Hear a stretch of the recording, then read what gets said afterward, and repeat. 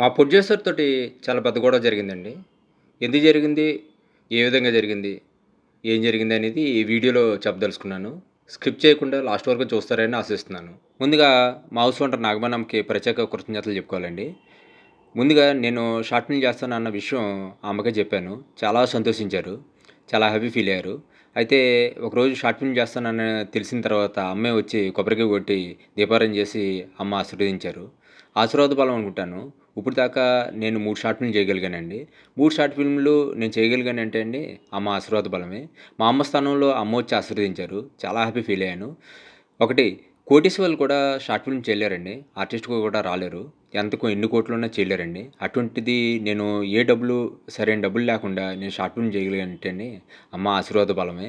ఈరోజు నేను ప్రొడ్యూసర్ వరకు ఎళ్ళగలిగానంటే అండి అమ్మ ఆశీర్వాద బలమండి. అమ్మ నాన్న వదిలి, ఊర్లు వదిలి, రాష్ట్రాలు వదిలి హైదరాబాద్ బతుకు తెరువు కోసం వస్తామండి. అటువంటిది మనకి ఇక్కడ హౌస్ ఓనర్సే అమ్మ నాన్న కింద లెక్క. మనకి కొంతమందికి మంచి ఓనర్స్ దొరుకుతారు. కొంతమంది దొరకరు. నా అదృష్టం బావుండి అద్భుతమైన హౌస్ ఓనర్స్ దొరికారు. నిజంగా సొంత కొడుకులాగా చూస్తూ ఉంటారు వాళ్ళు. నిజంగా నా అదృష్టం ఏదో జన్మలో చేసుకున్న పుణ్యం అనుకుంటాను. నాగమనమ్మ నన్ను సొంత కొడుకులా చూస్తున్నారండి. నిజంగా హౌస్ ఓనర్ అవ్వుండి సొంత కొడుకులా చూడడం అనేది నా అదృష్టం. నిజంగా ఏదో జన్మలో చేసుకున్న పుణ్యం అనుకుంటాను. జన్మ జన్మలా అమ్మకి రుణపడే ఉంటాను నేను. మా గురువుగారు చిట్టిబాబు గారండి. నాకు చిన్నప్పుడు అక్షరాభ్యాసం చేయించి నాకు చదువు చెప్పింది మా గురువుగారు ఆళ్ళే అండి. ఇప్పుడు నాకు కొత్త పేరు పెట్టారు. నాగ శ్రీనివాస్ కింద. యాక్చువల్‌గా ఇదివరకు శ్రీనివాస్ అనే పేరు ఉండేది. మా ఇంట్లో ఏంటంటే ఈడు అద్భుతం క్రియేట్ చేస్తాడని ఆ పేరు పెట్టడం జరిగిందన్నమాటండి శ్రీనివాస్ అనే పేరు. యాక్చువల్‌గా ఆ పేరు బలం ఏంటో మరి నాకెప్పుడూ కలిసి రాలేదు. ఎంత పెద్ద పొజిషన్‌కి వెళ్ళిపోయిన చిరంజీవి గారికి, పవన్ కళ్యాణ్ గారికి, మళ్ళీ సాక్షి అప్పట్లో రోజుకి ₹1,00,000 కూడా సంపాదించేవాడినండి. కంటిన్యూ ఖాళీ ఉండేది కాదు. 100 మందికి వర్క్ ఇచ్చేవాడిని. బస్సుల్లోని, ఫ్లైట్‌ల్లోని, సెపరేట్ కార్‌ల్లోని వర్కు పర్పస్ ఫోటోగ్రాఫర్‌ని, వీడియోగ్రాఫర్‌ని తీసుకెళ్తూ ఉండేవాడిని. అస్సలు నా పక్కన ఉన్నోళ్ళు ఎవరు కూడా ఖాళీ ఉండేవారు కాదండి. కానీ డబ్బులుండేవి కాదు. ప్లస్ ఇంకోటేంటంటే క్లయింట్స్ 10,00,000 మాట్లాడుకుంటే 5,00,000, 2,00,000 చేతిలో పెట్టేవారు. మిగతాదంతా ఎగ్గొట్టేసేవారన్నమాట. అలా జరుగుతూ ఉండేది. తర్వాత ఇంకా 2011లో మ్యారేజ్ కూడా అయింది. అప్పుడు మ్యారేజ్ కూడా బీభత్సం డిస్టర్బెన్స్ అయిపోయి కోర్టులు, జైల్లు, స్టేషన్‌లు ఇయ్యే సరిపోయినాయి. నా బిజినెస్ మొత్తం అక్కడి నుంచి ₹1,00,00,000 వరకు పోయిందన్నమాటండి. పోయి మెంటల్లీ డిస్టర్బెన్స్ ప్రాబ్లమ్స్ ఒకటి కాదన్నమాటండి. నా మైండ్ మొత్తం డెడ్ అయిపోయింది. అటువంటి టైంలో ఇంకేంటంటే నాకు అర్థం కాల. 2024లో ఇంకా మా గురువుగారి దగ్గరికెళ్ళా. ఎళ్ళి "గురువుగారు ఏంటి గురువుగారు నాకసలు ఏది కలిసి రావట్లా, ఏది ఇది అవ్వట్లేదు. ఎంత పెద్ద పొజిషన్‌కెళ్ళినా కింద పడిపోతున్నాను గురువుగారు" అంటే జాతకం మళ్ళీ లేటెస్ట్‌గా రాశారండి. రాసి "ఒరేయ్ బాబు నీ జాతకం బానే ఉంది. పేరు బలం నీకు సూట్ అవ్వల. అందు గురించి నీకు ఏంటంటే అన్ని ప్రాబ్లమ్స్ జరుగుతున్నాయి" అని చెప్పేసి అప్పుడు నాగ శ్రీనివాస్ కింద మార్చడం జరిగిందన్నమాటండి. యాక్చువల్‌గా తల్లి, తండ్రి తర్వాత చాలా గొప్పోళ్ళు ఎవరన్నా ఉన్నారంటే అండి గురువండి. గురు దేవో భవ అంటారు అందు గురించి. మా గురువుగారేంటంటే చాలా పెద్ద సిద్ధాంతికమటండి. ఆయనంటే మా పేరు మార్చిన తర్వాత నాకెంత అద్భుతంగా ఉందంటే అండి, షార్ట్ ఫిల్మ్ చేశాను. డబ్బులు లేకుండా ఎటు కాని సిచ్యుయేషన్‌లో షార్ట్ ఫిల్మ్ చేశాను. ఓ ప్రొడ్యూసర్ దొరికాడు. మళ్ళీ లేటెస్ట్‌గా నా బిజినెస్‌కి పేరు కూడా పెట్టారన్నమాటండి. ఇంకా అస్సలు కాంప్రమైజ్ అవ్వద్దు. నీ జాతకం చాలా బావుంది. అద్భుతంగా ఉంటది. బిజినెస్ స్టార్ట్ చెయ్యి అని చెప్పేసి నామకరణం చేశారండి బిజినెస్ కూడా. ఇప్పుడు నెక్స్ట్ ట్రేడ్ మార్క్ చేయించి బిజినెస్ కూడా ఆగస్ట్ నుంచి స్టార్ట్ చేస్తున్నాను. స్టార్ట్ చేసి ఇంకా కంటిన్యూ ఇంకా బిజినెస్ చేద్దామని ఫిక్స్ అయ్యానన్నమాట. ఫోటోగ్రాఫర్ ఉండి ఆర్టిస్ట్‌కి ఎందుకు రావాల్సొచ్చిందంటే అండి, మా అమ్మ కల. అది నెరవేర్చడం కోసం నేను మాక్సిమం 2 ఇయర్స్ ఆలోచించా. ఆర్టిస్ట్‌గా రావాలనుకున్నప్పుడు డాక్టర్ మిత్రా సార్‌కి చెప్పానండి. ఎందుకంటే నాకు గాడ్ ఫాదరు సారు. ఎందుకంటే నేను ఏ ప్రాబ్లమ్ వచ్చినా సార్‌కి చెప్తాను. ఏ కష్టం వచ్చినా, సుఖం వచ్చినా సార్‌కి చెప్పడం అలవాటుమాటండి. అయితే ఇలాగా చెప్తే ఫుల్ హ్యాపీ ఫీల్ అయ్యారన్నమాటండి. "శ్రీను స్క్రీనింగ్ చాలా బావుంటావు. నువ్వు ట్రై చేయి శ్రీను. ఏ సపోర్ట్ కావాలని నేను నీకు చేసి పెడతాను శ్రీను" అని చెప్పడం జరిగిందన్నమాటండి. ఫస్టు షార్ట్ ఫిల్మ్ అయిన తర్వాత ప్రమోషన్ కూడా అలాగే సార్ చేయడం జరిగిందండి. చాలా హ్యాపీ ఫీల్ అయ్యారు. ఇప్పటికి నాకు ఏ కష్టం వచ్చినా, ఏ ప్రాబ్లమ్ వచ్చినా సార్‌కి చెప్తే ఆయనే గాడ్ ఫాదర్‌లా నిలబడి నాకు సాల్వ్ చేస్తూ ఉంటారు. నిజంగా దేవుడిచ్చిన గాడ్ ఫాదరు సారు. నెక్స్టు చోటా సార్ అండి. వెంటనే ఇలా ఒకరోజెళ్ళి చెప్పడం జరిగిందన్నమాటండి. "సార్ ఇలాగ నేను ఆర్టిస్ట్‌గా ప్లానింగ్‌లో ఉన్నాను సార్. Mother dream. ఏం చేయమంటారంటే" "శ్రీను సూట్ అవుతావు శ్రీను. 100% నువ్వు బావుంటావు స్క్రీన్‌కి. నువ్వు చెయ్యి, నేను సపోర్ట్ చేస్తానని చెప్పేసి ఫస్ట్ షార్ట్ ఫిల్మ్‌కి హీరోని కూడా చూడడం జరిగిందన్నమాట అండి. చూసి చాలా సపోర్ట్‌గా ఉంటారు. నువ్వు జాగ్రత్తగా చేసుకో శ్రేణి, డబ్బులు మట్టుకు పాడు చేసుకోకు అని చెప్పి చెప్పడం జరిగిందన్నమాట అండి. నెక్స్ట్ కాశీ విశ్వనాథ్ సార్ అండి. ఆ సార్ కూడా ఫస్ట్ ఎళ్ళగానే ఇలాగా యాక్టింగ్ ఇలాగ చేద్దాం అనుకుంటున్నా అంటే, "శ్రీను బావుంటావు శ్రీను చెయ్యి, నేను సపోర్ట్ చేస్తానని" చెప్పడం జరిగిందన్నమాట అండి. అప్పుడే కోర్స్‌లో జాయిన్ అవ్వాలన్న ఐడియా వచ్చింది కూడా కాశీ విశ్వనాథ్ సారే అండి. కోర్స్‌లో జాయిన్ అయ్యాను. తర్వాత షార్ట్ ఫిల్మ్ చేస్తానని తెలియగానే ఒక స్టోరీ ఒకటి చెప్పారు. "నీకు సూట్ అవుతది శ్రీను చెయ్యి" అని చెప్పేసి స్టోరీ ఇవ్వడం జరిగిందన్నమాట అండి. ఇంకా నెక్స్ట్ షార్ట్ ఫిల్మ్ అయిన తర్వాత ప్రమోషన్ కోసం స్వామినాయుడు సార్ దగ్గరికెళ్ళానండి. వెళ్తే గనక చాలా అద్భుతమైన వర్డ్స్ వాడి నాకేంటంటే ఆ షార్ట్ ఫిల్మ్ కొంచెం పొజిషన్‌కి వెళ్ళడానికి కారణం స్వామినాయుడు సార్ అండి. అండ్ చాలా సపోర్ట్‌గా నిలబడ్డారు. చాలా హ్యాపీ ఫీల్ అయ్యారన్నమాట.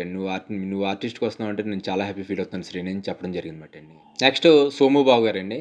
నేను ఆర్టిస్ట్‌గా వస్తానని తెలిసి చాలా హ్యాపీ ఫీల్ అయ్యారు. "శ్రీను బావుంటావు శ్రీను చెయ్యి, నేను సపోర్ట్‌గా ఉంటానని" చెప్పేసి చెప్పడం జరిగిందన్నమాట అండి. ఎందుకంటే ఫస్టు నన్ను హైదరాబాద్ తీసుకొచ్చింది బాబు గారండి. తీసుకొచ్చి ఒక పొజిషన్‌లో సెట్ చేసి నాకు అండగా నిలబడింది సోము బాబు గారన్నమాట అండి. ఇంకా ఆర్టిస్ట్‌గా చేస్తానన్న తర్వాత బాగా హ్యాపీ ఫీల్ అయ్యారు. హ్యాపీ ఫీల్ అయ్యి "చెయ్యి శ్రీను నీకు సపోర్ట్‌గా ఉంటా" అని చెప్పేసి చెప్పడం జరిగిందన్నమాట అండి. నెక్స్ట్ డాక్టర్ తిరుమలరావు గారండి. నా ఫ్రెండ్ ఆయన. యాక్చువల్‌గా నేను ఈరోజు భూమి మీద ఉన్నా అంటే అండి ఆయనే కారణం. ఎందుకంటే కరోనా సివియర్ స్టేజ్‌లో కూడా ఆయనే మెడిసిన్ ఇచ్చి కాపాడారన్నమాట అండి. ఆయన ఇలా ఆర్టిస్ట్‌గా వస్తానంటే ప్రతి సజెషను ఆయనే చెప్తూ ఉంటారన్నమాట. ఇలా చేయండి, ఇలా చేయండి, ఇలా చేస్తే బావుంటదని చెప్పేసి సపోర్ట్‌గా నిలబడుతూ ఉంటారు. ప్రతి హెల్త్ ప్రాబ్లమ్ వచ్చినప్పుడు ఆయనే నిలబడ్డారు. నాకేమన్నా సమస్య వచ్చినప్పుడు ఆయనే నిలబడుతూ ఉంటారు. నా సంతోషంలో, బాధలో కూడా తిరుమల సార్ ఉంటారన్నమాట. వీళ్ళ దొరబాబు అన్నయ్య అండి. నాకు ఫస్టు ఆర్టిస్ట్‌గా వస్తానన్న విషయం అన్నయ్యకి కూడా చెప్పాను. చెప్తే చాలా హ్యాపీ ఫీల్ అయ్యి, "తమ్ముడు చాలా బావుంటావు తమ్ముడు నువ్వు రా. నే చాలా బావుంటావు తమ్ముడు. మనలో ఒకడు వస్తున్నాడంటే చాలా హ్యాపీ తమ్ముడు" అని చెప్పేసి సపోర్ట్‌గా నిలబడి, నాకేంటంటే కొన్ని కొన్ని సబ్జెక్టులు చెప్తుంటే తను సజెషన్ ఇస్తూ ఉండేవాడన్నమాట. బెస్ట్ సజెషన్ ఇస్తూ, "ఇలా చేయి తమ్ముడు, ఇలా చేస్తే బావుంటది, ఇలా చేస్తే బావుంటది" అని చెప్పేసి సజెషన్ ఇస్తూ ఉంటాడండి. నేనంటే సొంత తమ్ముడిలా ఫీల్ అవుతాడు. చాలా అద్భుతంగా నాకు నా శ్రేయస్సు కోరే ఏకైక పర్సన్‌గా నాకు ఎప్పుడూ సపోర్ట్‌గా ఉంటాడన్నమాట అండి దొరబాబు అన్నయ్య. నెక్స్ట్ పడాల శ్రీను గారండి. నాకు దరిదరే చిరంజీవి గారి దగ్గర చేస్తున్నప్పటి నుంచి ఆయన ఫ్రెండు. యాక్చువల్‌గా అంజనా ప్రొడక్షన్‌లో క్యాషియర్‌గా కూడా చేశారు. సార్ ఏంటంటే ఇలాగ ఆర్టిస్ట్‌గా వస్తానంటే చాలా హ్యాపీ ఫీల్ అయిపోయారన్నమాట అండి. "శ్రీను సూపర్ శ్రీను నువ్వు వస్తే నాకు చాలా హ్యాపీగా ఉంది. నువ్వు వస్తున్నావు అంటేనే" అని చెప్పేసి చెప్పడం జరిగిందన్నమాట అండి. ఫుల్ సపోర్ట్‌గా ఏంటంటే ప్రతి స్టోరీ నేను ఆయన దగ్గరికెళ్ళి డిస్కస్ చేస్తూ ఉండేవాడిని. ఆయన సపోర్ట్‌గా చెప్తూ ఉండేవారన్నమాట. "ఇలాగ చేయి శ్రీను ఇలాగ బావుంటదని" చెప్పేసి చెప్పడం జరిగింది. హేమసుందర్ గారండి. యాక్చువల్‌గా నాకు కాన్ఫిడెన్స్ వచ్చిందే ఆయన వల్లే అండి. ఫస్ట్ ఇంటర్వ్యూ చేశారు నన్ను. ఒక సెకండ్ కరోనా అప్పుడు. ఇంటర్వ్యూ చేసిన తర్వాత స్క్రీన్‌కి బాగున్నానన్నమాట అండి. బయట బాగోను నేను. స్క్రీన్‌కి బాగున్నాను. యాక్చువల్‌గా మెయిన్ ఏంటంటే స్క్రీన్‌కి బాగుండటమే కావాలి. అయితే ఆయన చెప్పారన్నమాట అండి. "స్క్రీన్‌కి చాలా బాగున్నారండి మీరు. ట్రై చేయొచ్చు యాక్టింగ్" అని చెప్పేసి కాన్ఫిడెన్స్ నింపింది ఆయనమాట అండి. హేమసుందర్ గారు. అప్పటి నుంచి నాకేంటంటే ఫుల్ కాన్ఫిడెన్స్ వచ్చింది. అక్కడి నుంచి చేయొచ్చు నేనని కాన్ఫిడెన్స్ వచ్చింది హేమసుందర్ గారి ఇంటర్వ్యూ ద్వారా అన్నమాట. నెక్స్ట్ శివపూడి అండి. నాకు దేవుడిచ్చిన తమ్ముడు. యాక్చువల్‌గా నేను ప్రతి కష్టంలోని శివపూడి ఉండేవాడనమాట అండి. ఏ ప్రాబ్లమ్ వచ్చినా శివ అంటే "అన్నయ్య ఏంటి" అంటే ఇలాగ ప్రాబ్లమ్ వచ్చింది ఇలాగంటే తను బలంగా నిలబడేవాడనమాట. అలాగే నేను ఆర్టిస్ట్‌గా వస్తున్నానని శివపూడికి చెప్పగానే ఫుల్ హ్యాపీ ఫీల్ అయ్యాడనమాట అండి. షార్ట్ ఫిల్మ్ చేస్తున్నప్పుడు కూడా శివ ఇలాగ హౌస్ కావాలంటే ఎందుకు చెల్లి ఆళ్ళ హౌస్ ఉంది కదా! దాంట్లో చేసుకొని నేను చెల్లితోటి మాట్లాడతానని ఇమ్మీడియేట్‌లీ చెల్లికి ఫోన్ చేసి చెప్తే, "అన్నయ్య చేసుకుంటానంటే మనకి చాలా హ్యాపీ చేసుకోమని చెప్పు. తను ఎదగడం మనకు కావాలని" చెప్పేసి చెల్లి కూడా సపోర్ట్ చేసి మనకు హౌస్ ఇవ్వడం జరిగింది. ఫస్ట్ షార్ట్ ఫిల్ము ఆళ్ళ వల్లే కంప్లీట్ అయిందండి. లేకపోతే హౌస్ దొరకకపోతే గనుక షార్ట్ ఫిల్మే లేదు నాకు. అటువంటి సిట్యుయేషన్‌లో శివ బలంగా నిలబడ్డాడనమాట అండి. నేను ఈరోజు ప్రొడ్యూసర్ వరకు ఎళ్ళగలిగానంటే అండి మీరే కారణం. ఎందుకంటే నాకు ఫైనాన్షియల్ విధంగా సపోర్ట్ చేశారు. ప్రమోషన్ విధంగా సపోర్ట్ చేశారు. ప్లస్ నాకు ఏ అవసరం అయిందో ఆ అవసరం నాకు సపోర్ట్ చేసి నేను 3 షార్ట్ ఫిల్మ్ చేయగలిగే కెపాసిటీ తీసుకొచ్చింది మీరందరూ అండి. మీరందరూ లేకపోతే కనుక నేననేవాడిని లేను. ఎందుకంటే నేను ఈరోజు ఓ ప్రొడ్యూసర్‌ని ఓకే చేసుకున్నా అంటే అండి ఆ షార్ట్ ఫిల్మ్‌లే కారణం. అందుగురించి మీరు సపోర్ట్ చేసింది ఎప్పటికీ మర్చిపోలేను నేను. న్యాయం, ప్రాబ్లమ్ ఉన్నాయని వర్కు ఎవరిని అడగకండి దయచేసి. నేను చాలా ప్రాబ్లమ్ ఫేస్ చేస్తున్నాను ఆ విషయంలోని. ఎవరికీ కూడా మీ పర్సనల్ లైఫ్ షేర్ చేసుకోకండి. ఎందుకంటే దానివల్ల చాలా ప్రాబ్లమ్స్ ఎదురవుతాయి. మన పక్కనున్నోళ్ళు మన శత్రువులైపోతారు. ఎట్టి పరిస్థితిలో మీ ప్రాబ్లమ్ మీదే. మీరు ఎట్టి పరిస్థితిలో ఎవరికీ షేర్ చేసుకోకండి దయచేసి. నేను ఒకప్పుడు ఒక 100 మందికి వర్క్ ఇచ్చేవాడిని. బస్సుల్లోని, ఫ్లైట్‌ల్లోని ఏసీ ట్రైన్‌లోనే తీసుకెళ్ళేవాడిని. ఎవరిని ఖాళీ ఉంచేవాడిని కాదు. నా పక్కన ఎవరైనా ఖాళీగా ఉంటే గనక నాకు చాలా బాధగా ఉండేదిమాట. అయ్యో! అతను ఖాళీగా ఉన్నాడే అని చెప్పేసి. ఎవరైనా ఆ టైంలో అన్న నాకు నేను ఖాళీగా ఉన్నానంటే, ఎక్కు బండి అని చెప్పేసి తీసుకెళ్ళిపోయేవాడిని. అంత సిట్యుయేషన్‌లో నేనేంటంటే ఒకేసారి లాస్ అవ్వడం, నేను ఆప్ చేయడం ఎంత మైనస్ అయిందంటే, ఒక ఫోటోగ్రఫీ మీద డిపెండ్ అవ్వడం స్టార్ట్ అయింది. స్టార్ట్ అయిన తర్వాత అక్కడి నుంచి దరిద్రం స్టార్ట్ అయింది. ఇంకా మనమేంటంటే ట్రావెల్ చేస్తాం కదా! ట్రావెల్ చేసిన దాని మీద మనకేంటంటే బాగా క్లోజ్ అయిపోయారు ఈళ్ళు. మనకి రిలేషన్ టైప్ ఈళ్ళు. మన ఫ్యామిలీ మెంబర్స్ అని చెప్పి, మన పర్సనల్ ప్రాబ్లమ్ ఎప్పుడైతే షేర్ చేసుకున్నామో, అక్కడి నుంచి స్టార్ట్ అయినాయండి ప్రాబ్లమ్స్. దరిద్రం అంతాని. మనం ఎప్పుడైతే పర్సనల్ ప్రాబ్లమ్స్ చెప్పామో, చెప్పిన తర్వాత ఫస్ట్ మన మీద జాలి ఏర్పడుతుంది. ఆ తర్వాత సింపతి ఏర్పడుతుంది. తర్వాత మన మీద ద్వేషం ఏర్పడుతుంది. తర్వాత ఫస్ట్ శత్రువు ఎవరంటే మన పక్కన ఎవడైతే మనం చెప్పామో వాడే మనకు ఫస్ట్ శత్రువుగాని తయారవుతాడు. మనల్ని చాలా చులకన చూస్తాడు. కుక్క కంటే హీనంగా చూస్తాడు. దయచేసి ఎవరికీ షేర్ చేసుకోకండి. చాలా ఇబ్బంది పడతారు. నేను ఇబ్బంది పడుతున్నాను. మీరు ఇబ్బంది పడకూడదని చెప్తున్నాను. మీ పర్సనల్ లైఫ్ మీది. మీ వర్క్ క్రియేట్ చేసుకోండి. ఎలా క్రియేట్ చేసుకుంటారో అలా క్రియేట్ చేసుకోండి. ఒకళ్ళ మీద డిపెండ్ అవ్వడానికి మాక్సిమం ట్రై చేయకండి. ట్రై చేస్తే గనక ఇబ్బంది పడతారు. ఎందుకంటే ఇక్కడంతా ఆర్టిఫిషియల్ లైఫ్ అయిపోయింది మొత్తం అందరిది కరోనా తర్వాత. కొంతమంది జెన్యూన్ పర్సన్స్ ఉన్నారు. నేను చూస్తున్నాను వాళ్ళని. చాలా జెన్యూన్ పర్సన్స్ ఉన్నారు. కొంతమంది యాక్టర్స్ ఉన్నారు. ఆ యాక్టర్స్ ఎవరో గుర్తించకపోతే గనక మీరు దూల తీరిపోద్ది. దయచేసి మీరు ఎట్టి పరిస్థితుల్లో ఒకళ్ళ మీద డిపెండ్ అవ్వకండి. ప్రజారాజ్యం తర్వాత చిరంజీవి గారికి పర్సనల్ చేసేవాడినండి. చేసినప్పుడు ఒకరోజు కూర్చోబెట్టి చిరంజీవి సార్ చెప్పారన్నమాటండి. "శ్రీను నువ్వు డబ్బుకి రెస్పెక్ట్ ఇవ్వట్లా. చాలా ప్రాబ్లమ్ ఫేస్ చేస్తావు. లక్ష్మీదేవి ఉండదు నీ దగ్గర. డబ్బుకి రెస్పెక్ట్ ఇవ్వకపోతే గనక. లక్ష్మీదేవి ఎప్పుడు కూడా ఆవిడకి ఎంత రెస్పెక్ట్ ఇస్తే అంత మన దగ్గర ఉంటది శ్రీను. ఇలా చేయొద్దని" చెప్పేసి చాలా సార్లు చెప్పారండి. వర్క్ ఎప్పుడు కూడా వర్క్ రిలేటెడ్ వర్క్‌లాగా ఉండు. తమ్ముడే ప్యాకెట్ ప్యాకెట్ అన్నట్టుంటేనే నువ్వు మంచి పొజిషన్‌కి వెళ్తావు శ్రీను అనేసి చెప్పడం జరిగిందన్నమాటండి. అయినా నేను ఇనలా. డాక్టర్ నూర్జహాన్ మేడము చాలా సార్లు చెప్పారు. "అమ్మా శ్రీను ఇలా ఉంటే కష్టం. మనీ అనేది చాలా ఇంపార్టెంటు. మనీ సంపాదించడానికి ట్రై చెయ్యి. నువ్వు ఇలా చేస్తుంటే నాకు బాధగా ఉంది. ఓన్ ఆర్డర్స్ చేసుకో. మేమందరం సపోర్ట్ చేస్తా ఉన్నాము. అటువంటిది నువ్వు అసలు ఓన్ ఆర్డర్స్ చేసుకోకుండా ఇలా తిరుగుతుంటే మాకు బాధగా ఉంటుంది. డబ్బులు సంపాదించకుండా తిరుగుతుంటే. చాలా బాధపడుతున్నాం శ్రీను. నువ్వు మంచి పొజిషన్‌కెళ్ళాలి. మేమేంటంటే అప్పుడే హ్యాపీ ఫీల్ అవుతాం. డబ్బులు సంపాదించు శ్రీను" అని చెప్పేసి నూర్జహాన్ మేడం చాలా సార్లు చెప్పారన్నమాటండి. డాక్టర్ మిత్రా సార్ అయితే చాలా సార్లు చెప్పారండి. "నీకు మంచి వర్క్ ఉంది శ్రీను. మంచి సర్కిల్ ఉంది. ఇంత సర్కిల్ ఉండి నువ్వేంటంటే ఇలాగా ఓన్ ఆర్డర్స్ చేయకుండా ఒకళ్ళ ఫోటోగ్రాఫర్ మీద డిపెండ్ అవుతే నీకేమొస్తది శ్రీను? ఇబ్బంది పడతావు శ్రీను" అని చెప్పేసి చాలా సార్లు చెప్పారన్నమాటండి. నేను డబ్బులు సంపాదిస్తే హ్యాపీ ఫీల్ అయ్యేది వీళ్ళేనమాటండి. "మంచి పొజిషన్‌కెళ్ళు శ్రీను. ఇలా ఉండొద్దు. మంచి పొజిషన్‌కెళ్ళు. మేమంతా సపోర్ట్ చేస్తున్నాం కదా! నువ్వేంటంటే ఇలా చేయడం మాకు బాధగా ఉంది. మీరు డబ్బులు సంపాదించు శ్రీను. డబ్బు అనేది చాలా ఇంపార్టెంట్" అని చెప్పేసి మిత్రా సార్ చాలా సార్లు చెప్పారు. చోటా గారు 2 ఇయర్స్ నుంచి అడుగుతున్నారండి. "ఓన్ నువ్వు స్టార్ట్ చేయి. మేమంతా సపోర్ట్ చేస్తా అన్నాం కదా! ఓన్ స్టార్ట్ చేయి. ఇలాగ తిరగొద్దు శ్రీను. ఇలా చేస్తే గనక డబ్బులు అసలు కనపడవు. డబ్బులు లేకపోతే కనుక మనిషికి విలువ ఉండదు. ఎవ్వరు కూడా డబ్బులు లేకపోతే నీకు విలువ ఇవ్వరు శ్రీను. రిలేషన్ కూడా విలువ ఇవ్వరు. చాలా చులకనగా చూస్తారు. డబ్బనేది చాలా ఇంపార్టెంట్ శ్రీను ఈ రోజుల్లో. ప్లీజ్ నువ్వు మట్టికి ఎట్టి పరిస్థితుల్లో ఇలాగ తిరగొద్దు శ్రీను" అని చెప్పేసి చెప్తూ ఉండేవారు. ట్రాన్స్‌ఫర్ ఆర్డర్ చేసుకుంటున్నాం కదా! ఓన్ ఎందుకని చెప్పేసి అలాగా ఆగానండి. ఆగిన తర్వాత ఈ మధ్యన ఏమైందంటే మనమేంటంటే లోకువ అయిపోయాం కదా జనాలకి. లోకువ అయిపోయిన తర్వాత మన గురించే టాపిక్. ఈడు ఇలాగా, అలాగా ఈ టాపిక్‌లు ఎక్కువైపోయి, నా గురించి ఇంకొకడు చెప్పడం, ఇంకోడేమో ఇంకోటి చెప్పడం, అలా ఏంటంటే అలా స్ప్రెడ్ అయ్యి, నాకు ఈరోజు మా అమ్మ, నాన్నకి డబ్బులు పంపించుకోలేని పరిస్థితిలో అయిపోయి, రెంట్ కట్టుకోలేని పరిస్థితికి వచ్చేసానన్నమాటండి. ఇంకా లాస్ట్ టైమ్ ఇంకా చోటా గారి దగ్గరికి ఒక షార్ట్ ఫిల్మ్ ఓపెనింగ్ చేయడానికి సమ్మెట్ గాంధీ గారు వస్తానంటే తీసుకెళ్ళానండి. సమ్మెట్ గాంధీ గారి దగ్గర చోటా గారు ఏం చెప్పారంటే అండి, చాలా అద్భుతమైన ఫోటోగ్రాఫరు, చాలా మంచి ఫోటోగ్రాఫర్, నాకు ఇష్టమైన ఫోటోగ్రాఫరు. మనోడేంటంటే డబ్బులు సంపాదించడం మానేసి ఇటువంటి పనికిమాలిన పనులన్నీ చేస్తున్నాడు. చాలా బాధనిపిస్తుంది. ఇప్పటికే డొక్కు స్కూటర్ మీద తిరుగుతున్నాడు. చాలా బాధనిపిస్తుంది. లక్షలు సంపాదించే కెపాసిటీ ఉండి ఇలాగ తిరుగుతుంటే నాకు చాలా బాధనిపిస్తుంది ఇతని విషయంలోని. నాకు నే చాలా సార్లు చెప్పాను. ఓన్‌గా స్టార్ట్ చేస్తా అంటాడు. 2 ఇయర్స్ నుంచి చెప్తున్నాను. ఇప్పటిదాకా ఏం రెస్పాన్స్ లేదు. అంటే ఇంకా ఫిక్స్ అయిపోయానన్నమాట మెంటల్‌గా. ఎందుకంటే మనకి డబ్బు లేకపోతే గనక ఎక్కడా విలువ లేదండి. 100% డబ్బనేది చాలా ఇంపార్టెంటు. నాకు మెంటల్‌గా ఫిక్స్ అయ్యాను. ఎందుకంటే ఈరోజు మా మదరు, మా పేరెంట్స్ ఇబ్బంది పడుతున్నారు. ప్లస్ రెంట్ కూడా కట్టలేని పరిస్థితికి వచ్చేసానంటేనే అంత దౌర్భాగ్య పరిస్థితి ఎవరికీ రాకూడదు. అందుగురించి నేనంటే మెంటల్‌గా ఫిక్స్ అయ్యా. ఇంకా ఏంటంటే ఓన్ వెడ్డింగ్స్ చేయడం. కొంచెం ఏంటంటే మనం ఒక 10 మందికి ఇచ్చే పొజిషన్ ఉండాలి తప్పండి మనం చేయి చాచేటట్టు ఉండకూడదు. ఇంకా ఆ స్థితికి మనం రాకపోతే కనుకండి ఏంటంటే మన ఫ్రెండ్సే మనం తొక్కేస్తారు. మన రిలేషనే మనం తొక్కేస్తారు. అందు గురించి ఏంటంటే ఇక్కడి నుంచి ఏంటంటే నాకు శత్రుత్వం ఎవరి మీద లేదండి దయచేసి. శత్రుత్వం అనేది నాకుండదు. ఎందుకంటే అందరూ బతకడానికొచ్చాం ఇక్కడికి. ఎన్నో కష్టాలు పడి ఏది అక్కడ దిక్కు లేక మనకి ఇక్కడ బతకడానికొచ్చాం.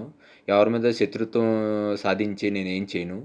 100% నేను వర్క్ స్టార్ట్ చేసిన తర్వాత ఎవరైనా శత్రువైనా, మిత్రువైనా నా దగ్గరకొస్తే వర్క్ ఇస్తా. ఎందుకంటే ఎవరు ఆకలితోటి ఉండకూడదు నా పక్కన ఉన్నోళ్ళు ఎవరుని. అందరూ బావుండాలి. అందులో నేనుండాలి అని కోరుకునేవాడిని. నేను ఎప్పటినుంచో రూ. 1000 ఎక్స్‌ట్రా ఇస్తున్నానండి. ఎందుకంటే ఆ రూ. 1000 అనేది చాలా ఇంపార్టెంట్. వాళ్ళు కూడా సంతోషంగా వర్క్ చేస్తారు. మనకు కూడా మంచి జరుగుతదండి. ఇంకో ఆళ్ళు సంతోషంగా వర్క్ చేశారనుకోండి, మనకు 4 వర్కులు ఇంకా పెరుగుతాయి. మనం ఏంటంటే ఇంకా అభివృద్ధి చెందుతాం. మనమేంటంటే ఆళ్ళని కిల్ చేసేసి సిట్యుయేషన్ బట్టి వాళ్ళ దగ్గర అమౌంటు తగ్గించేసి, ఆళ్ళు ఇబ్బంది పెట్టామనుకోండి, మనకేం కలిసొస్తది? కలిసి రాదు కాబట్టి, నేను ఎప్పటినుంచో రూ. 1000 ఎక్స్‌ట్రా ఇస్తున్నాననమాటండి. వాళ్ళు కూడా హ్యాపీగా వర్క్ చేసుకుంటారు, వెళ్ళిపోతారు. ప్రొఫెషనల్ కాబట్టి 100% మంచిగానే చేసుకుంటారు. అందుగురించి ఒక డిసైడ్ అయ్యానండి. ఓన్ వెడ్డింగ్ స్టార్ట్ చేసేసాను ఆల్మోస్ట్ ఆల్. మా గురువుగారు ఒక టైటిల్ పెట్టారు. అది ట్రేడ్ మార్క్ రిజిస్టర్ అయిన తర్వాత ఆగస్ట్ నుంచి వర్క్ స్టార్ట్ చేస్తున్నాను. ఎందుకంటే మళ్ళీ నెక్స్ట్ వచ్చేది 2 నెలలు అన్ సీజను మూడం. ఆగస్ట్ నుంచి ఓన్‌గా స్టార్ట్ చేస్తున్నాను. స్టార్ట్ చేసి ఇంకేంటంటే కంటిన్యూ ఖాళీ ఉండకూడదు. నా పక్కన ఉన్నోళ్ళు ఎవరు కూడా ఖాళీ ఉండకూడదు. ఎవరో ఆకలితోటి బాధపడకూడదన్నమాటండి. అంటే నేను దేవుడినేం గాదు, పెద్ద గొప్పోడినేం గాదు. కాపోతే ఇదివరకు 100 మందికి వర్క్ ఇచ్చాను. అదే విధంగా వర్క్ ఇవ్వాలనేసి నేను ఏంటంటే ప్రతిరోజు దేవుడిని కోరుకుంటున్నానన్నమాటండి. నేను అద్భుతాలేం చేసే అవసరం లేదు. ఒక 100 మందికి వర్క్ ఇవ్వగలిగితే చాలు కదండీ! అదే అద్భుతం. ఇంకోటేంటంటే నెక్స్ట్ వర్కింగ్ పార్ట్నర్ అని ఒకటి నా డ్రీమ్ ప్రాజెక్ట్ అండి. దరిదరిగా 20 ఇయర్స్ నుంచి నా మైండ్‌లో ఉందది. ఎలా అంటే ఒక రాజమండ్రిలో వర్క్ వచ్చిందంటే గనక, అక్కడ రాజమండ్రిలోనే పురమాయిస్తాము. వాళ్ళందరూ మనకి వర్కింగ్ పార్ట్నర్సే. అందరూ షేర్ చేసుకుంటాం. అదోటి స్టార్ట్ చేయాలండి. ఇంకోటి ప్రొఫెషనల్ ఫోటోగ్రాఫర్ అని ఒక వెబ్‌సైట్ ఒకటి స్టార్ట్ చేద్దామని మొన్న ఆలోచనొచ్చింది. ఎందుకంటే చాలామంది టాలెంట్ ఉండి ఖాళీగా ఉంటున్నారు. వాళ్ళెవరూ ఖాళీ ఉండకూడదండి. ప్రొఫెషనల్ ఫోటోగ్రాఫర్ ఏంటంటే వెబ్‌సైటు దాంట్లోనే ఫస్టు నేనే ఉంటున్నాను. నేనే ఫోటోగ్రాఫర్‌గా ఉంటున్నాను. అలాగా పెద్ద పెద్ద ఫోటోగ్రాఫర్‌ని అందరిని గ్యాదర్ చేసి జెన్యూన్‌గా అమౌంట్ ఇచ్చేవాళ్ళని అందరిని గ్యాదర్ చేసి దాంట్లో పెడతాము. వాంటెడ్ వర్క్ అని ఉంటది. ఎవరి దగ్గర మనకి వాళ్ళకి ఇష్టపడి వాళ్ళు వర్క్ చేసుకుంటారంటే గనక దాంట్లో ఎళ్లి ఏ ఫీజు కట్టవసరం లేదు. ఫ్రీ ఆఫ్ సైట్ కింద ప్లాన్ చేస్తామటండి. చేసి ఎవరన్నా ఖాళీగా ఉంటే గనక దాంట్లోకెళ్ళి వ ఎంటర్ అవ్వి మనం వర్క్ గ్యాదర్ చేసుకోవచ్చు. వాళ్ళు జెన్యూన్‌గా పైసలిచ్చేవాళ్ళనే పెడుతున్నామటండి దాంట్లోనే. అందులో ఫస్ట్‌గా నేనుంటున్నాను. తర్వాత ఇంకో ఇద్దరు అనుకున్నాం గానండి వాళ్ళు ఏం జెన్యూన్‌గా అంటే ఏం లేదు. ఫోటోగ్రాఫర్ అంటే చులకనగా చూస్తున్నారు వాళ్ళు. అటువంటోళ్ళు అస్సలు దీంట్లో ఎంటర్ అవ్వనివ్వమండి. ఎందుకంటే ఫోటోగ్రాఫర్ అంటే is a professional photographers, videographers. Normal persons ఏం కాదు. ఇప్పుడు కూలోడే మాటెట్టలేదు. మనం ఇంటి దగ్గర పనిచేసే కూలోడే మాటెట్టలేదు.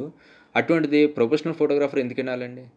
ఆడేంటంటే 10,00,000, 5,00,000 కెమెరాలు కొనుక్కొని దరిద్రంగా బ దారుణంగా మాటలు పడేయవలసిన అవసరం ఏముందండి? అటువంటిది అస్సలు మన దాంట్లో ఉండకూడదు. ఎందుకంటే ఈజ్ ఎ ప్రొఫెషనల్స్. ప్రొఫెషనల్స్ అంటే రోడ్డు మీద తిరిగేవారు కాదు కదండీ! Is a great persons. మనకేంటంటే ఒక వెడ్డింగు చేయాలంటే 10 మంది కలిస్తేనే మనం వెడ్డింగ్ చేయగలం. అన్నీ నేనేంటంటే ఒక 10 కెమెరాలేసుకొని నేను తీసేయలేను గదా! వీడియో ఓ పక్కన, ఫోటోలు ఓ పక్కన ఇష్టం వచ్చినట్టు తీసేయలేను గదా! అందరూ మనకు కావాలి. అందరిని ఏంటంటే గౌరవంగా చూడాలండి. ఎందుకంటే మనిషి. జంతువు కాదు గదా! మనమేంటంటే మర్యాదగా చూడాలి. ఆ రెస్పెక్ట్ ఇవ్వకపోతే గనుక నన్ను అడగొచ్చు. ఎందుకంటే ఏంట్రా మొన్నేదో వాగావు గదా! యూట్యూబ్ ఛానల్‌లోని ఇదేనా? అని జెప్పేసి నన్ను కూడా అడగొచ్చండి. రెస్పెక్ట్ ఇచ్చి రెస్పెక్ట్ పుచ్చుకోవాలని కోరుకుంటున్నానండి అందరూని. ఎందుకంటే అందరూ మన ఫ్యామిలీ మెంబర్స్ బయటోళ్ళం కాదు. ఎక్కడి నుంచో బతకడానికొచ్చాము. ఇక్కడ ఏమి అద్భుతమైనోళ్ళు ఎవరో కాదు. అందరూ సామాన్యులే. ఎంత పొజిషన్‌కెళ్ళినా కిందకి రావాల్సిందే ఎప్పటికైనాని. మనం పోవాల్సిందే. భూమి మీద పర్మనెంట్‌గా ఎవడు ఉండడు.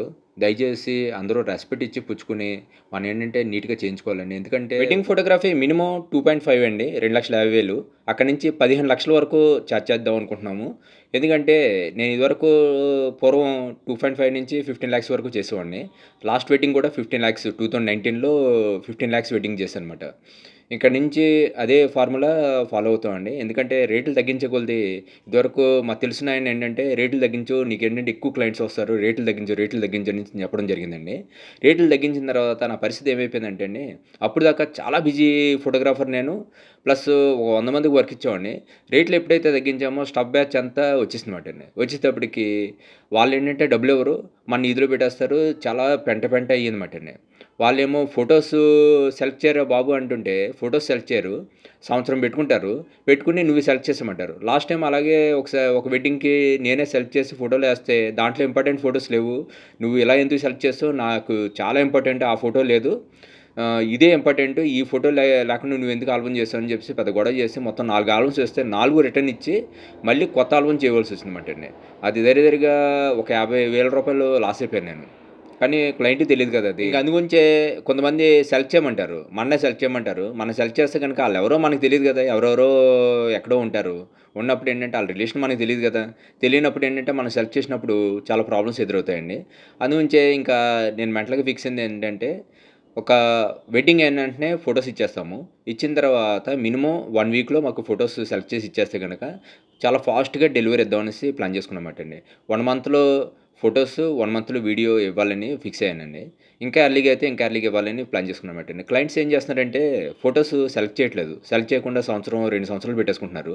పెట్టేసుకుని ఫోటోగ్రాఫర్ ఆల్బమ్స్ ఇవ్వలేదంటున్నాడు తప్ప మనమే తోసేస్తున్నారు. ఫోటోగ్రాఫర్లు ఆల్బమ్స్ ఇవ్వట్లేదు అని చెప్పి అంటున్నారు. వాళ్ళేమో సెలెక్ట్ చేయరు. మనకేమి ఇవ్వరు. ఇవ్వకుండా మనం ఏం చేయగలం? చేయలేం కదండీ! అందుగురించి ఏంటంటే ఒక సిస్టమాటిక్ ఒక బాండ్ ఒకటి తయారు చేస్తున్నాను. తయారు చేసి ఏంటంటే ఇక్కడి నుంచి ఏంటంటే అంతా ఒక సిస్టమాటిక్ కార్పొరేట్ స్టైల్‌లో వెళ్దామని ప్లాన్ చేస్తున్నానన్నమాటండి. జనవరిలో కూడా ఆఫీస్ ఓపెన్ చేస్తున్నాను. నేను యూట్యూబ్ ఛానెల్ పెట్టిన కొత్తలో ఏడుపు స్టార్ట్ అయిందండి. ఏడడం స్టార్ట్ చేశారు. అయినా నేను పట్టించుకునేవాడిని కాదు. ఏంటంటే మనకి అలవాటే కదా! ఎందుకు కింద పడడం, లేవడం అలవాటే కదా! నేను పెద్ద పట్టించుకునేవాడిని కాదు. మొత్తం మీద ఇది టార్గెట్ పెట్టా. ఎట్టి పరిస్థితిలో ఇది క్లిక్ అవ్వాలి. క్లిక్ అవుతే ఒక 10 మందికి షెల్టర్ అవుతదిది. నాలాగా ఎవరు స్ట్రగుల్ పడకూడదు. నేను చాలా స్ట్రగుల్ పడ్డానన్నమాట ఈ ఛానెల్ పెట్టకముందు. ఒక షార్ట్ ఫిల్మ్ చేసి రెడీ చేసుకుంటానికి 7.5 నెలలు పట్టిందండి. పెట్టిన తర్వాత ఎవరు తీసుకోనన్నారు. తీసుకోనంటే అప్పటికప్పుడు యూట్యూబ్ ఛానెల్ పెట్టవలసొచ్చిందన్నమాటండి. పెట్టిన తర్వాత మొత్తం మీద ఏదో కింద మీద పడి ఏదో క్లిక్ చేద్దాం అనేసి మొత్తం మీద నానా తంటాలు పడుతుంటే, అదే టైంలో వాసువరం గారు బాగా సపోర్ట్ చేశారండి. ఆయన గ్రేట్ పర్సన్ కెమెరామాను. ఆయన సపోర్ట్ తోటి ఏంటంటే వ్యూవర్స్ పెరుగుతూ ఉన్నాయండి. పెరుగుతుంటే అంటే కొంతమంది ఏడుస్తూ ఉంటారు. మనం పట్టించుకోలేదు. పట్టించుకోకుండా మొత్తం మీద ఒక స్టేజ్ నిలబెట్టామటండి. నిలబెట్టిన తర్వాత ఆ యూట్యూబ్ ఛానెల్ కొంచెం పికప్ అయింది లైట్‌గా. ఇంకా అక్కడి నుంచి ఏంటంటే కొంచెం జాగ్రత్తగా చేసుకుంటే గనుక మనకేంటంటే మోనిటైజ్ అయిపోయేది. అయిపోయి ఒక పొజిషన్‌కి వచ్చేదిమాటండి. అదే టైంలో ఒకళ్ళు భయంకరంగా ఏడ్చారుమాట. ఆళ్ళ ఏడుపు మామూలు ఏడుపు కాదు. ఆ ఏడుపు తగిలి మొత్తం యూట్యూబ్ ఛానెల్ బరస్ట్ అయిపోయిందన్నమాటండి. అయిపోయిన తర్వాత ఇమ్మీడియేట్‌లీ అక్కడి నుంచి స్టార్ట్ అయినాయండి యూట్యూబ్ ఛానెల్ కష్టాలు. స్టార్ట్ అయ్యి ఇమ్మీడియేట్‌లీ ఒకడు హ్యాక్ చేసేసాడు. హ్యాక్ చేసి ఆడి వ్యూవర్స్ రాకుండా చేసేసి, నానా పెంట చేసి, నానా ఇబ్బంది పెట్టి, లాస్ట్‌కి యూట్యూబ్ ఛానెల్ ఇటు కాకుండా చేసేసారన్నమాటండి. ఏడుపెందుకండి? ఒక మనిషి ఎదుగుతుంటే మనం హ్యాపీ ఫీల్ అవ్వాలి. ఏడడం ఎందుకండి? ఏడడం వల్ల ఒక రూ. 1,00,00,000 ఏమన్నా కలిసొస్తాయా? కనీసం 10,000 కలిసొస్తాయా? ఒక రూ. 100 కలిసొస్తాయా ఏడడం వల్ల? ఒక మనిషి అభివృద్ధి చెందితే ఆనందపడాలి. అప్పుడేంటంటే మనకి, మన ఫ్యామిలీకి మంచి జరుగుతదండి. ఎందుకంటే ఏడడం వల్ల ఎవ్వరికీ కలిసొచ్చేదేం లేదు. కలిసొస్తే ఏడండి. శుభ్రంగా ఏడిస్తే నేనే బకెట్ తీసుకొస్తాను, కర్చీఫ్ తీసుకొస్తా, అన్నీ తీసుకొస్తా. ఒక రూ. 1,00,00,000 రూ. 1,00,00,000 రూ. 100 నేను కర్చీఫ్ తీసుకొచ్చి మీకిస్తా. ఏడండి గట్టిగా ఏడండి. ఏ పైసా రాదు గదా! ఏడడం వల్ల. ఒకళ్ళు ఏడవడం వల్ల మీకు మంచిదే. మనలో ఒకడు ఎదుగుతున్నాడంటే హ్యాపీ ఫీల్ అవ్వాలండి. ఎప్పుడు కూడా బాధపడకూడదు దయచేసి. ఏడవడం వల్ల ఏంటంటే నేచరు చాలా దారుణంగా ఉంటది. రేపొద్దున్న మనం ఎంత ఏడిసామో అంత ఏడుపు మళ్ళీ మీకొచ్చేటట్టు చేస్తాడు దేవుడు 100%. ఎవరన్నా ఎదుగుతుంటే సంతోషపడాలి. నేనైతే ఎదుగుతుంటే నేను ఇంక ఎంత సపోర్ట్ చేయాలో అంత సపోర్ట్ చేస్తా. ఎందుకంటే ఒక మనిషి మనలో ఎదిగాడనుకోండి హ్యాపీ కదా! నేను యూట్యూబ్ ఛానెల్ పెట్టుకొని ఆదానీనో, అంబానీనో అయిపోను. అంత సంపాదన ఏమి వచ్చేదు. ప్లస్ నేను మెగాస్టార్‌నో, సూపర్ స్టార్‌నో అయిపోను. ఏమి అయిపోను గదా! Normal person. మా మదర్ డ్రీము ఒక ఫిల్మ్ చేయమంది మా మదరు. దాని గురించి ఏదో తంటాలు పడుతున్నాను. మీరు ఎలాగో హెల్ప్ చేయరు. చేయనప్పుడు నేనేదో తంటాలు పడి నేను జేసుకుంటున్నాను. హెల్ప్ చేయనప్పుడు కనీసం చూసన్నా ఆనందపడండి. ఎందుకు ఏడడం వల్ల ఏం కలిసొస్తది చెప్పండి? బకెట్లు కన్నీళ్ళు మీకు కారడం తప్ప. దానివల్ల మీకు లాసే కదా! మీకేమన్నా కలిసొస్తదా? కలిసి రాదు కదా! నేచర్ ఎప్పుడు కూడా ఒకటే గుర్తుపెట్టుకోండి. మీరు మంచి చేస్తే మంచి జరుగుతది. చెడు చేస్తే చెడు జరుగుతది. నేనైనా అంతే. నేను మంచి చేస్తే మంచి జరుగుతది. చెడు చేస్తే చెడు జరుగుతది. నేచర్ ఎప్పుడు ఎవ్వరిని వదలదు. ప్యాకాడ్ ఆడేస్తది. లాస్ట్ మూమెంట్‌లో ప్యాకాడ్ ఆడేస్తది. మనకి 3 టర్మ్స్ ఉంటాయి యాక్చువల్‌గా. Childhood term. అందులో ఏంటంటే ఏం తెలియకుండానే జరిగిపోద్ది. కొంతమంది కష్టాలు పడతారు. కొంతమంది కష్టాలు పడరు. మళ్ళీ మిడిల్ ఏజ్ ఉంటది. మిడిల్ ఏజ్‌లో చాలామంది కష్టాలు పడతారు. కొంతమంది పడరు. నాలాంటోళ్ళు ఏంటంటే మిడిల్ ఏజ్‌లో అంతా కష్టపడిపోయాం. ఇంకేంటంటే మనం కష్టపడడానికి ఇంకేం లేదు. అన్నీ చూసేసామటండి. లాస్ట్ స్టేజ్ ఉంటది. మంచం మీద పడి స్టేజ్ ఉంటది. ఆ స్టేజు చాలా దరిద్రంగా ఉంటదండి. మనం ఏదైనా మంచి చేస్తే గనక దేవుడు మనకి మంచి చేస్తాడు. మనకేం మంచి చేయకపోతే గనక 100% లాస్ట్ స్టేజ్‌లో దోల తీర్చేస్తాడు. మనం మంచం మీద పడి, మనం ఎన్ని ఇబ్బందులు పడాలో అన్ని ఇబ్బందులు మంచం మీద పడిపోతామటండి. దయచేసి ఏడవకండి. అందరూ బావుండాలని కోరుకోండి. కోరుకుంటే మీకు బావుంటది. మీ లాస్ట్ స్టేజ్‌లో మంచి చావు చస్తారు. చెడ్డ చావు చావరు. ఎలాగా ఇప్పుడు ఇప్పుడు దాకా నేనేంటంటే ఎన్నో ప్రాబ్లమ్స్ చేసుంటాను. అన్ని కష్టాలు పడిపోయాను. నేను నేను దేవుడినేం గాదు.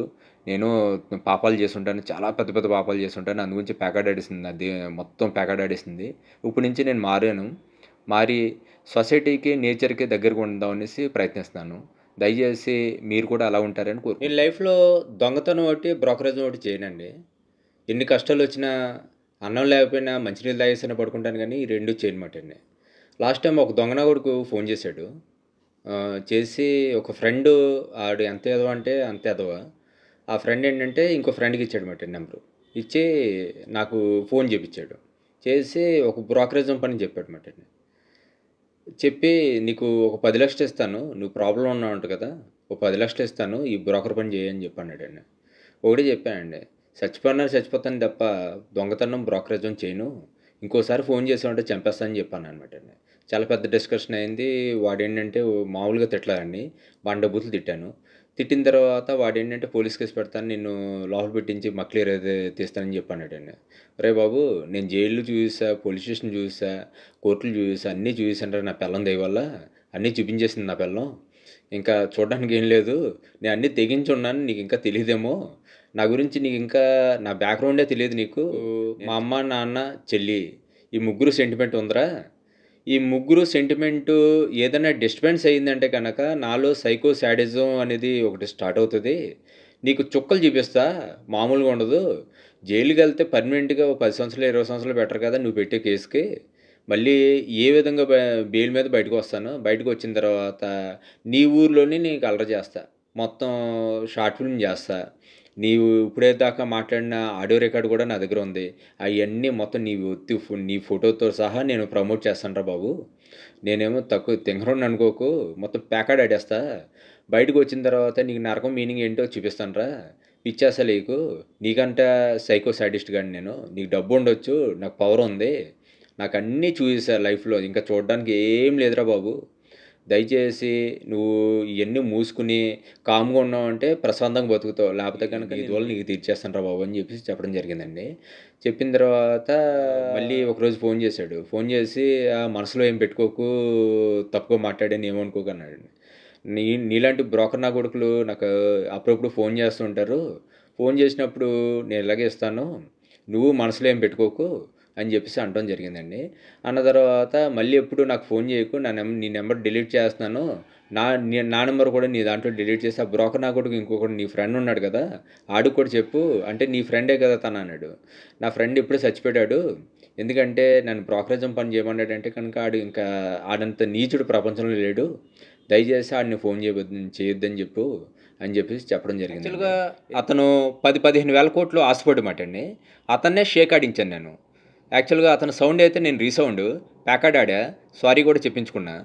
అంత పొజిషను నాకెందుకొచ్చిందంటే అండి, నేను హానెస్ట్‌గా ఉన్నాను కాబట్టే నేను ఆ విధంగా ఉండగలిగాననమాటండి. డబ్బు గురించి దేని గురించో లొంగామనుకోండి, మనం ఎప్పుడు కూడా మార్కెట్‌లో దరిద్రమైన బ్యాడ్ నేమ్ తెచ్చుకోవాలండి. ఎట్టి పరిస్థితుల్లో ఎన్ని కష్టాలొచ్చినా మనం హానెస్ట్‌గా ఉన్నామంటే కనుక దేవుడు ప్రతి మనిషికి చాయిస్ ఇస్తాడండి. 100% మనం మంచిగా ఉన్నామంటే గనకండి, ఏదో రూపంలో మనకి ఏదో విధంగా మంచి మంచి చేస్తాడండి దేవుడు. అదే నేను నమ్ముతాను. ఈ పర్పస్ మీద బతుకుతున్నామండి. ఇప్పుడు దొంగతనం, బ్రోకరేజం, డబ్బులు లేవని జెప్పేసి ఇయన్నీ అవసరం లేదు. ఎందుకంటే నేను పర్ఫెక్ట్‌గా బిజినెస్ మీద ఫోకస్ చేశానంటే గనుకండి నెలకు 5, 6 లక్షలు ఎట్టి పరిస్థితిలో సంపాదించుకుంటా. కాపోతే ఏంటంటే నా పెళ్ళాం దయ వల్ల మొత్తం బుర్ర దొబ్బింది. దొబ్బిన తర్వాత నా బుర్ర యూజ్ చేయడం అసలు పని చేయట్లేదు. బుర్ర పని చేయలేదు. పని చేయకపోవడం వల్ల నేనేంటంటే మొత్తం నేనే దరిద్రంగా ఒక రూ. 1,00,00,000 దొబ్బెట్టా.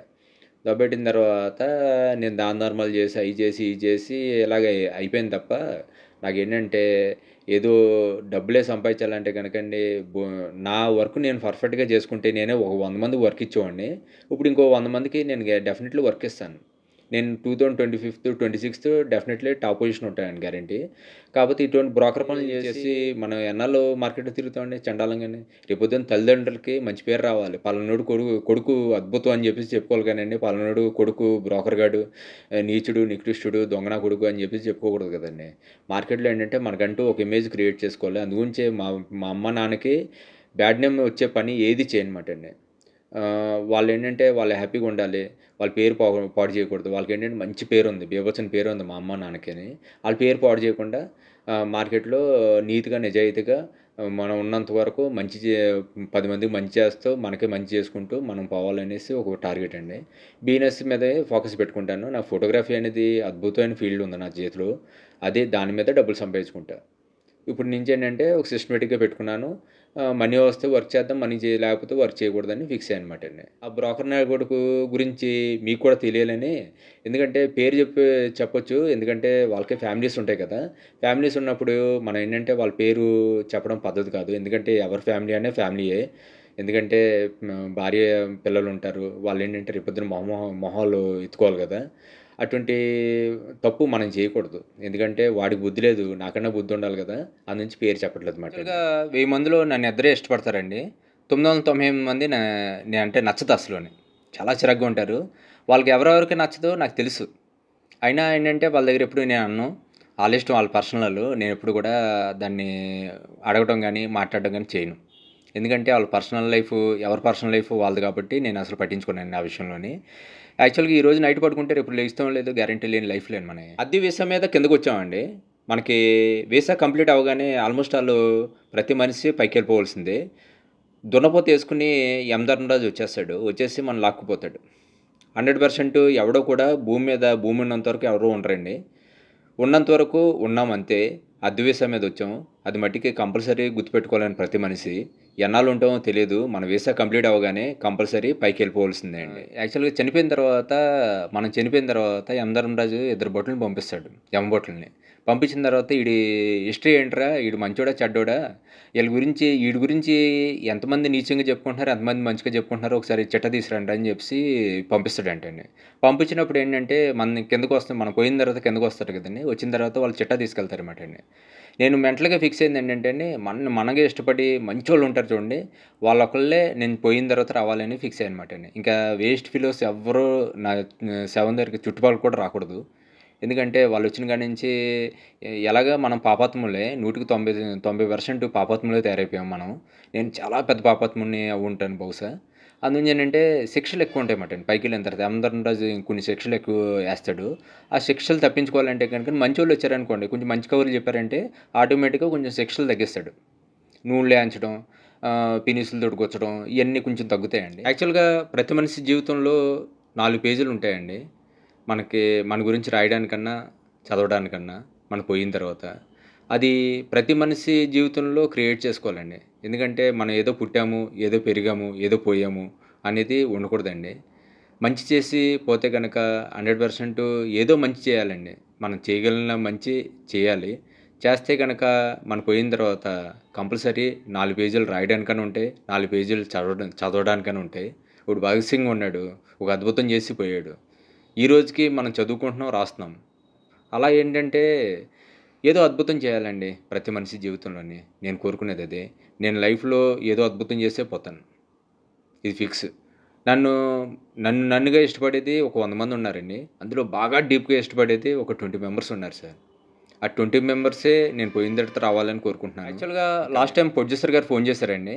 చేసి "ఏమయ్య ఏంటి రోజు రోజుకి లేట్ చేస్తున్నావు? ఏంటి నీ ఉద్దేశ్యం ఏంటి?" అని అడిగారండి. అడిగితే లేదు సార్ చేద్దామండి. కాకపోతే ఏంటంటే నాకు 3 షార్ట్ ఫిల్మ్‌లు టార్గెట్ ఉన్నాయి.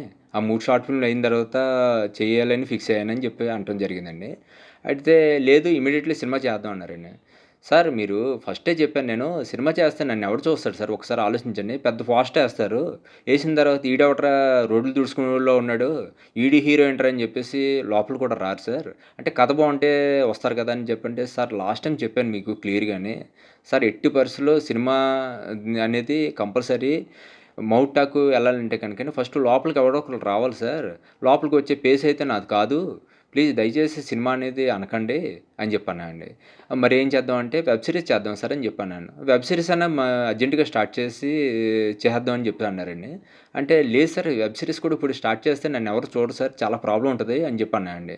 ఏంటే నువ్వు నిన్ను నువ్వే డిస్కరేజ్ చేసుకుంటావేంటి నీ దగ్గర నచ్చనిది ఇదే అని చెప్పేసి అనటం జరిగిందండి. అయితే లేదు సార్ డిస్కరేజ్ కాదండి ఇక్కడ. ఎందుకంటే యాజ్ ఎ ఫ్యాక్ట్ మాట్లాడుకోవాలి. యాక్చువల్‌గా నేను ఇంకా ఎవడికి తెలీదు.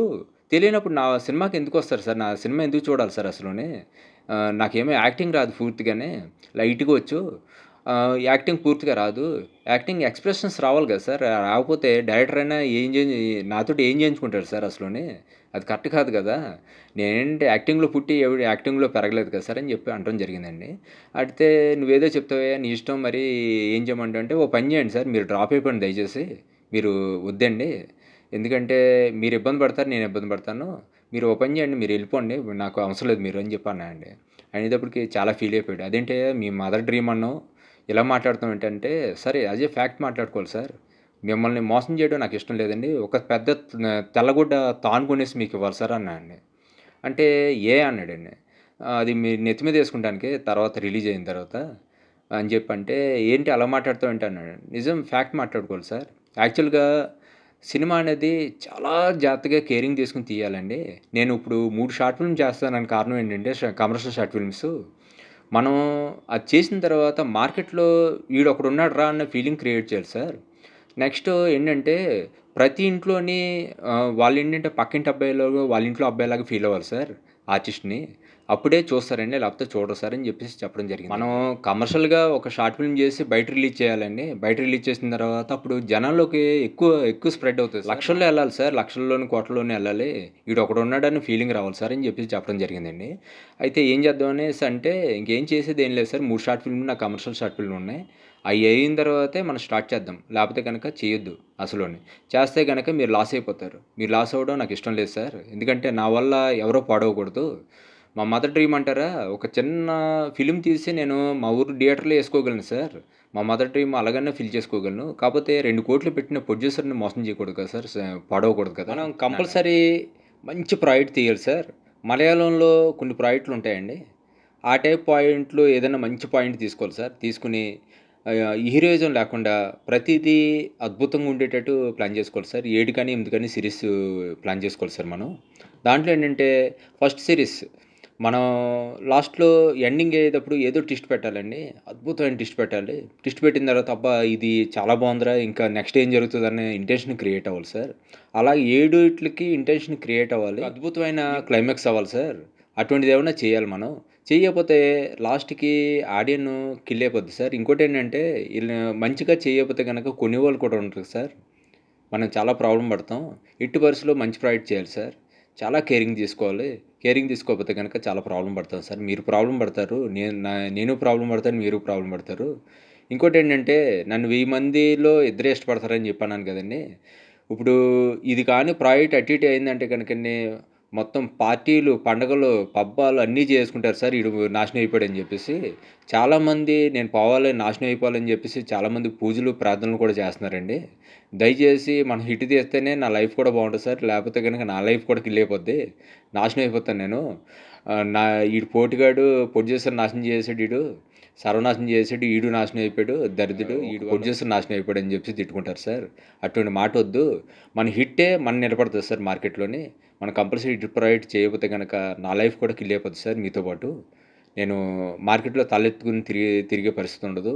ప్రతి ఒక్కళ్ళు చేయి పెట్టి చూపించడానికి రెడీగా ఉన్నారు సార్.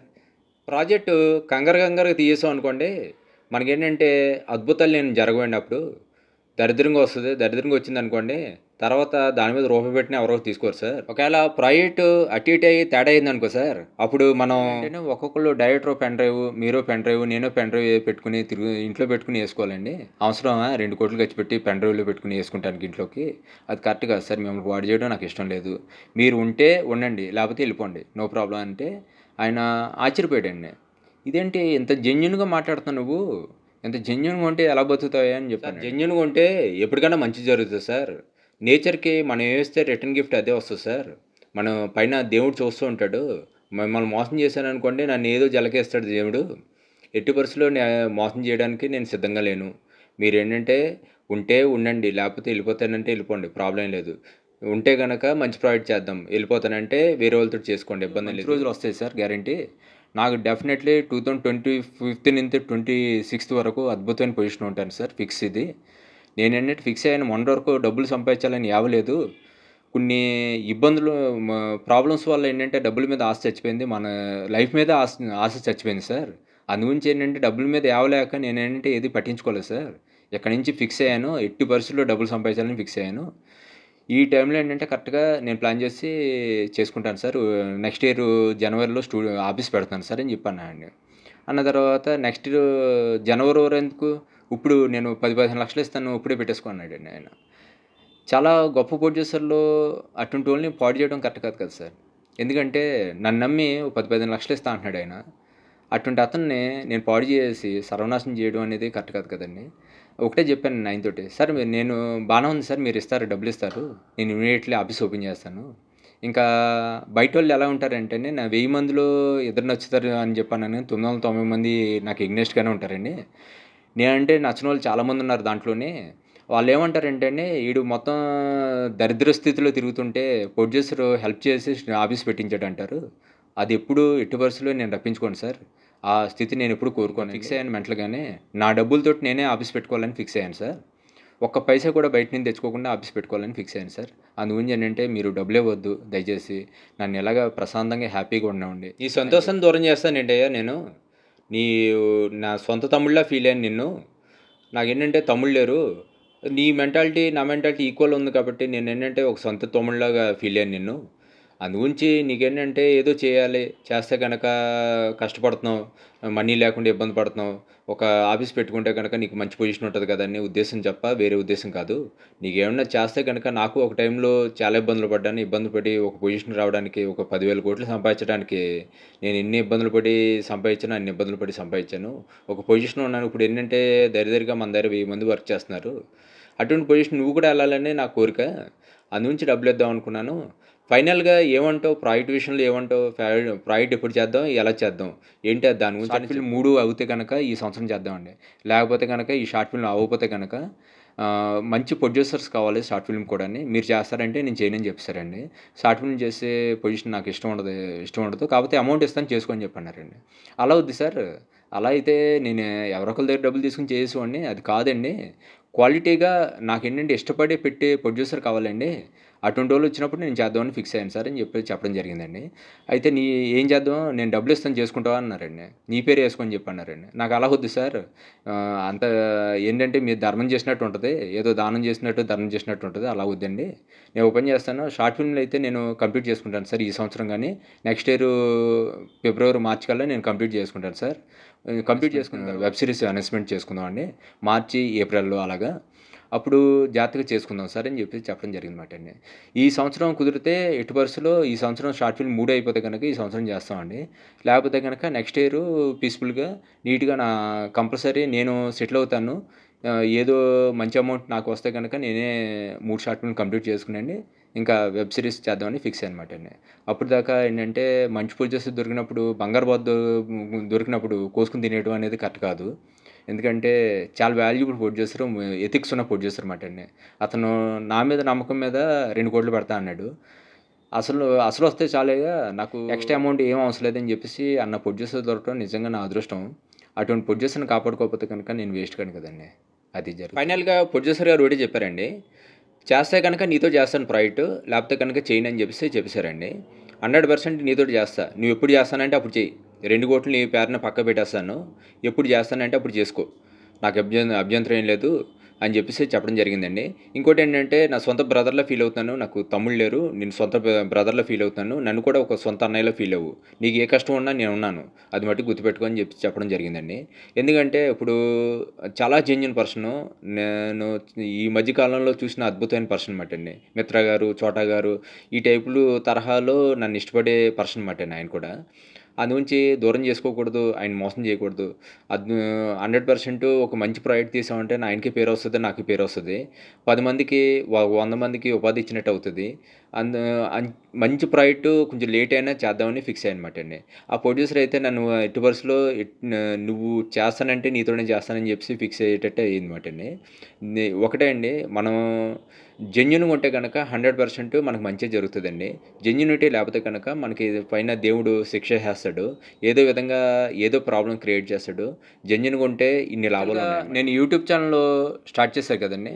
అది చాలా కష్టాల్లో నేను 2 ఇయర్స్ తిరిగాను. తిరిగిన తర్వాత నాకు ఎక్కడ కూడా క్యారెక్టర్ దొరకలేదు. పెద్ద సినిమాల్లో ఏంటి జూనియర్ ఆర్టిస్ట్ ఇస్తా అన్నారు. చిన్న సినిమాల్లో ఏంటంటే చిన్న మెరుపు పాత్ర క్యారెక్టర్ ఇస్తా అన్నారు. మా అమ్మ కల ఎలా నెరవేరాలని చెప్పేసి మొత్తం మీద తిరుగుతూ ఉన్నాను 2 ఇయర్స్. తర్వాత ఏంటంటే నాకు అర్థమైంది ఏంటంటే యాక్టింగ్ కోర్స్ చేస్తే కొంచెం ఏమన్నా క్యారెక్టర్స్ పెరుగుతాయని చెప్పేసి తెలిసిందన్నమాటండి. ఆ తర్వాత యాక్టింగ్ కోర్సు ఫ్రెండ్ చెప్తే ఎళ్లి చేయడం జరిగిందండి. అదే టైంలో నేను ప్రొడ్యూసర్ భీమవరం రాజు గారిని కలవడం జరిగిందన్నమాటండి. నా ఫ్రెండ్ ఆయన. కలిస్తే లేదు శ్రీను కంపల్సరీ సినిమా చేద్దాం అని చెప్పి అన్నారు. సరే అని చెప్పేసి నేను సినిమా కాదండి ఫస్టు నేను షార్ట్ ఫిల్మ్ చేస్తాను. 3 షార్ట్ ఫిల్మ్ ఎక్స్‌పీరియన్స్ రావాలి.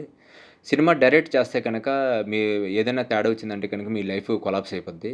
ఎందుకంటే ఊరికనే బూడిదలో పోసిన పన్నీర్ అయిపోద్ది. యాక్టింగ్ నాకు పూర్తిగా రాదు. నేర్చుకోవాలి సార్. నేర్చుకోవాలంటే కంపల్సరీ ఏదో షార్ట్ ఫిల్మ్ చేయాలి అని చెప్పడం జరిగిందన్నమాటండి. ఫస్ట్ షార్ట్ ఫిల్మ్ నా దరిద్రం కొలిది ఒక దరిద్రుడు తగిలాడు. తగిలిన తర్వాత వాడేంటంటే అడదొడ్డంగా షార్ట్ ఫిల్మ్ చేశాడు. చేసిన తర్వాత అది రిలీజ్ చేయడానికి నానా ఇబ్బందులు పడుతూ ఉంటుంటే ప్రొడ్యూసర్ ఒక రోజు నేనే ఎళ్లి చెప్పడం జరిగిందన్నమాటండి. సార్ నేను ఒక షార్ట్ ఫిల్మే సరిగ్గా చేయలేకపోయాను. ఎందుకంటే ఇది సరిగ్గా రిలీజ్ కూడా చేయలేకపోతున్నాను నేను. మీరు డ్రాప్ అయిపోవడం మంచిదని అనుకుంటున్నానని చెప్పి అన్నానండి. అదేంటి అలా మాట్లాడుతున్నావు? నీ డ్రీమ్ అన్నావు కదా! మీ మదర్ డ్రీమ్ అన్నావు కదా! ఏంటి ఇలా మాట్లాడుతున్నావు అంటే, సార్ ఏంటంటే ఇక్కడ నాకేం అర్థం కావట్లా. ఈ షార్ట్ ఫిల్మ్ కూడా రిలీజ్ చేస్తానో లేదో తెలీదు. ఎందుకంటే చాలా క్రిటికల్‌గా ఉంది నా పొజిషను. ఈ షార్ట్ ఫిల్మ్ రిలీజ్ అవుతదో లేదో కూడా తెలియని పరిస్థితిలో నేనున్నాను సార్.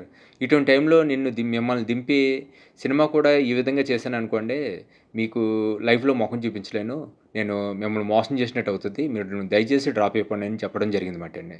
అలాగా ఆయన డ్రాప్ అయిపోయాడు. ఫస్ట్ ప్రొడ్యూసర్ ఎళ్ళిపోయిన తర్వాత మా కజిన్ ఒక రోజు షార్ట్ ఫిల్మ్ చూసి ఫోన్ చేశాడన్నమాటండి. చేసి "ఒరేయ్! బానే చేస్తున్నావురా సినిమా తీసేద్దాం. ఒక 10 మంది కలిపి మన రిలేషన్ అందరూ కలిపి సినిమా తీసేద్దాం" అని చెప్పేసి చెప్పడం జరిగిందన్నమాటండి. అయితే నేనేంటంటే ఫస్టు ఓకే అన్నాను. అన్న తర్వాత ఆలోచించాను. ఎందుకంటే 10 మంది వచ్చినప్పుడు 10 మంది మెంటాలిటీలు 10 విధంగా ఉంటదండి. ఎందుకంటే సినిమా అనేది ఈ డిస్టర్బెన్స్‌గానే జరుగుతది. అయినంత వరకు చాలా కష్టాలు అనుభవించాలి. అది అయిపోయిన తర్వాత ఊపిరి పీల్చుకోవాలన్నమాటండి. ఫస్ట్ కాపీ మన దగ్గరకొచ్చిన తర్వాత. అప్పుడు దాకా ఏంటంటే ఎన్నో కష్టాలుంటాయి. 10 మంది మెంటాలిటీలు 10 విధాల్లో ఉంటాయి. ఒక్క మెంటాలిటీ తేడా వచ్చినా మధ్యలో ప్రాజెక్ట్ ఆగిపోద్ది. ప్రాజెక్ట్ ఆగిపోయిందంటే గనుక నా జీవితం ఆగిపోయినట్టే అండి. అందుగురించి నేనంటే వాళ్ళకి చెప్పేసాను. ప్లీజ్ ఏమనుకోవద్దు. నెక్స్ట్ ప్రాజెక్ట్ చేద్దాము. ఈ ప్రాజెక్ట్ అయితే గనక ప్రొడ్యూసరు నేను ఎవరొకరిని చూసుకుంటాను. ఎట్టి పరిస్థితిలో నెక్స్ట్ ప్రాజెక్ట్ చేద్దామని చెప్పడం జరిగిందండి. అదృష్టం బావుండి నా ఫ్రెండ్ కజిన్ నా బెస్ట్ ఫ్రెండు. అయితే తను చాలా మంచి పర్సను. తినైతే నీకైతే చాలా బాగా సూట్ అవుతాడు. నీ మెంటాలిటీ, తన మెంటాలిటీ సింక్ అవుతుందని చెప్పేసి పరిచయం చేయడం జరిగిందన్నమాటండి.